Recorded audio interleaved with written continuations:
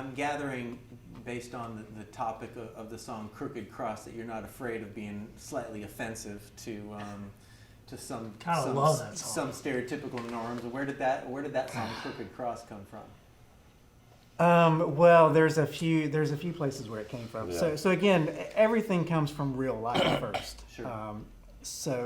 My wife and I moved into a house about a year ago, and so she had a friend of hers had made her this cross, and it had all these things on there, and it was beautiful, absolutely beautiful. And she hung it on the wall, but it was slightly slanted. Mm-hmm. And so I looked at it and I thought, that cross is crooked. And so it was just from that point. So I had been reading a book called White Awake.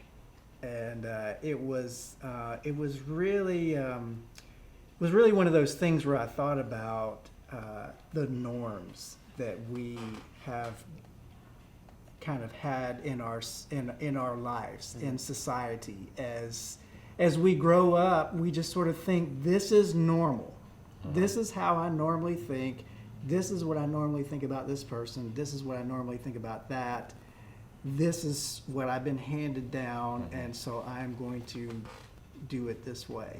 And so there's different scenarios to it, and it's really a social justice issue, and it's really talking about and calling out, things not only in society but in my own life.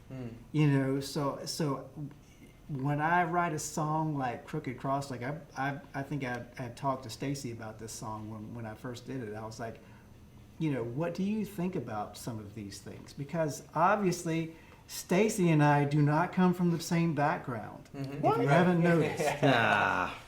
And so we both come from the South, but we both have different ways that we grew up, different ways that we sort of viewed how we lived, how we viewed other people, how we viewed religion, government, society, the community we lived in, or whatever it was. And so, I started to see that there are so many things that we justify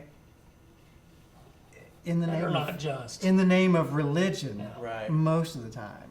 And that's Stephens, where you called it weaponizing religion, right? Yeah, You're referring to this song, I guess. Yeah, and that's an overly harsh statement sometimes in my mind, because I don't think people do it intentionally.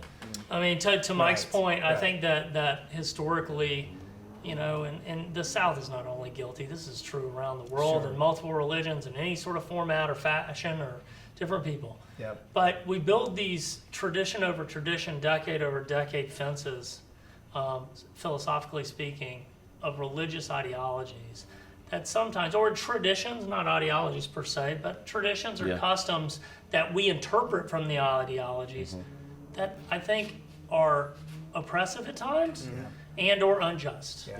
And what I take away from the song, because I love this song, not only is it really funky, and for a bass player it makes it so fun to play, right? But from the song, it really just lays it out on the table. It says, hey, ideally we should be loving each other. Right. We should be inclusive. We should be gracious. There's all these elements of good that, for me personally, that come out of this song. Although it's laying the line down, saying, "Hey guys, face up to the past."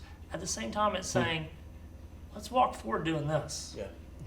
And that's what I get from it. And it's not only calling people out, it's calling yourself out. Yeah. Sure. So that you see yourself in the mirror, just as you are. Yeah. And change from it, hopefully.